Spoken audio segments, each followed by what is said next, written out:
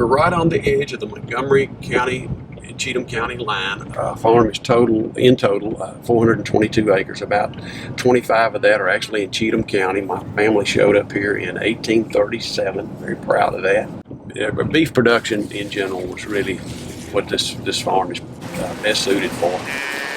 Lifelong dream, farm kid all the way. Lifelong dream. My career was almost 100% spent off the farm, but I wanted to come back, and everything just broke the right way in 2010 for me to kind of accelerate my plan and get on back and get to doing this. Our cattle are primarily balancers, crosses of Gelvish and Angus. Our Angus component comes from primarily from Red Angus. We like their docile nature, and the ones that we have in addition to that are smaller framed and tend to finish really well. We use heifers primarily, keep our best ones for replacements, and then maybe the lower 2/3, I'll say, of them would go into our grass-fed program, and of course some of our steers too. No surprise here, but a good plan starting out as far as the fence and water are concerned are very important. We had the advantage and the disadvantage. We were starting literally from scratch. We had all that expense, but we had all that flexibility too. And I had met at a conference Mr. Jim Garish, and he's kind of a guru. Gets credit for creating the term management intensive grazing. And I spoke with him at one of these conferences, engaged him caught him when he was coming to Nashville for a wedding, so he was I saved a little on travel expense, and he did the first layout for us of where we were going to put the fences. Wasn't a fence on the farm when we started. It had been row cropped. Had to take some old fence rows out. Many people will know, where they've grown up. We were able to saw timber out of the fence rows, which that tells you how long they've been there. And my fencer was here with his crew about 18 months to get the whole place fenced. We do have 34 paddocks in the total farm, and each one of them does have a water source of its own. People tell me that's when they look at wanting to be more intensively managed in their grazing, water access tends to be the thing. The polywire fences make that part a little easier if you don't have crazy cattle, but they gotta have some water and some shade too. And just really wanted to show you an example of the polywire that we use, the single strand. After the cattle get broken to it, one strand will hold them back, and it'll allow you to subdivide the pastures. These posts just step ends, oddly enough, and of course you put one in, put the wire over it like that, and step it in, and that holds the little fella. And the cattle respect it. Once they've been trained if they're used to electric fences, those work pretty well. We've sown the crop, sown the farm in a variety of grasses. Some natives. This we have 2 paddocks of gamma grass. This is gamma grass, and it's a clump. And this was seeded or drilled in with a corn planter in 2007, I believe, and it's been great. Of course, that would make it 10 years old, and that's about right. We like it. It really adjusts well to our temperature, not only our temperature but our soil types with a hard pan. Roots can go down as deep as, and I bet some of these are 12 feet deep. Very, very drought resistant. Cattle like it, do well on it. Cattle have already been across once. Today's May the 5th, and they've been across once. Probably need to get them out in the next day or two, which we will, and let the grass recover some. This is where it has been grazed, and that's just about right. That's where I'd like the residual to be. You can see some diversity there, a little bit of Cerisa. I see some vetch. Several things that do pretty well on our ground. But we wish we had more gamma grass. Now, this is the residual that was left from last year. So good for the soil to build the organic matter. We're just, as you can tell, we're high on gamma grass.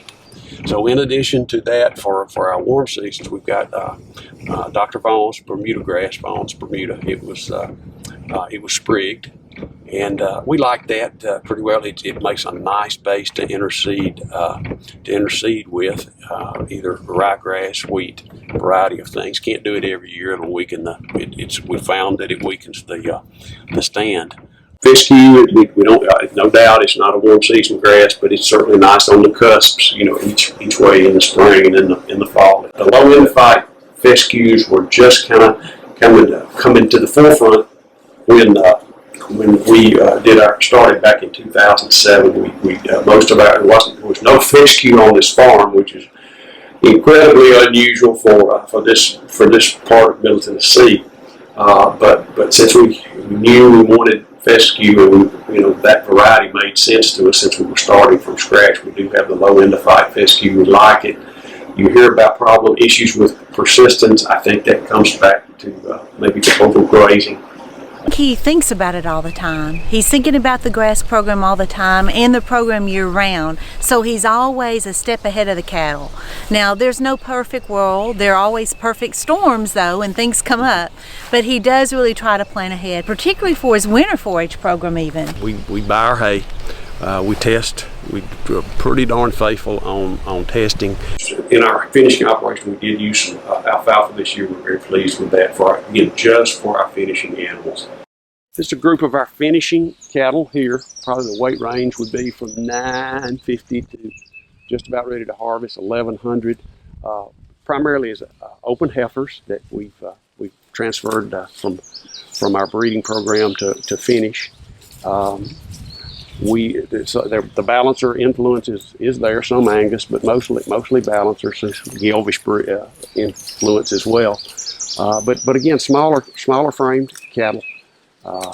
Again, looking for finish at about 1100, 1050 to 1200 pounds. Rebecca with Extension Service helped us with our forage test last year. We saw we had pretty good nutrients in our gamma. And we were able to indeed to maintain a rate of gain anywhere from 1.3 to a pound to 1.5, a pound and a half. That works for us. We occasionally hear higher numbers, but honestly, I'll just say our soil's not. We haven't found the secret for going much higher than that. But we find like we get enough fat deposit to be satisfactory at that rate of gain. We're looking for a fat cover about 3/10 of an inch. And that's, gosh, when is the animal finished? I think there's a little more art to determining that with a grass finished animal, but pretty much the same thing that good cattlemen would say, oh, that animal's finished. If they were coming through a grain program, you just fat deposits, around their rump, just the way they move, the way they move. And of course, weight, there's just no doubt. We did do early on. We did do some ultrasound. Very helpful. We just it's very time consuming to do that, but that's hard to beat too. The product Tennessee Grass-Fed sells is locally produced, 100% grass-fed, grass-finished.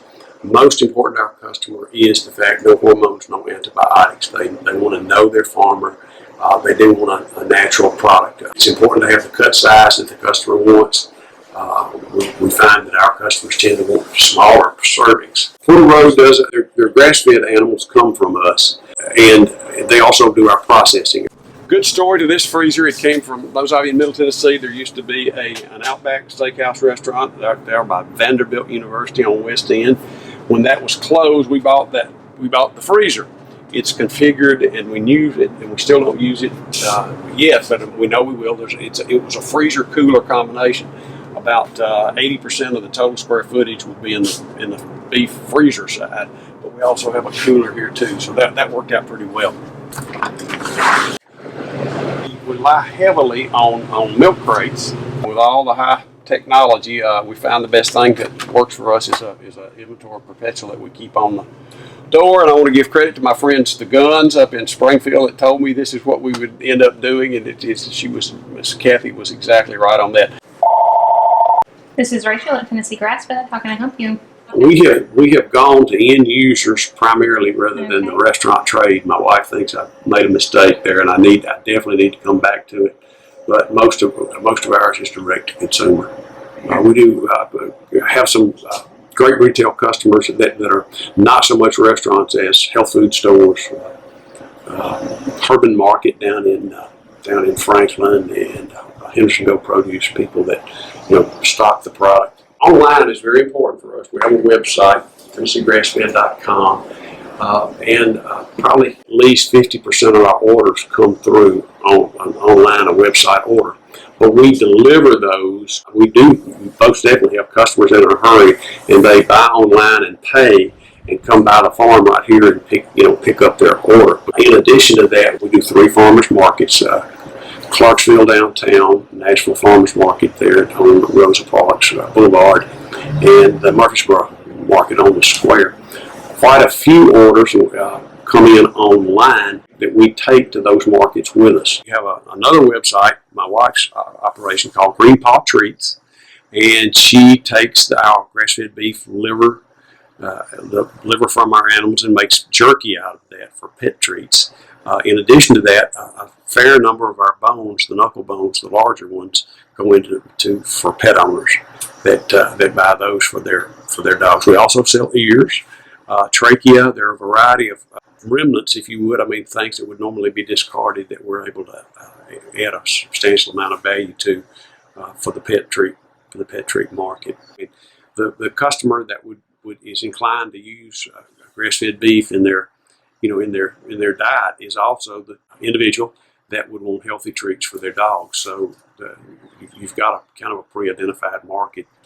If you distill it down to the most important salient points, it definitely would be first and foremost locally grown, without grain, no hormones, no antibiotics. There's some smart people out there doing this already, so you've got to carve out something from them. It'll take some time to market this product. Startup operations are all I've done pretty much my whole career, and I didn't save my easiest one for last. This is tough. It's hard. It does have a rigor to it. Margins are slim, slimmer than I thought. It's a high touch business. My friends would call this a high touch business. I mean, your relationship with your customer is pretty tight. It's maintaining it on an ongoing basis. Your marketing, it never stops. It never stops.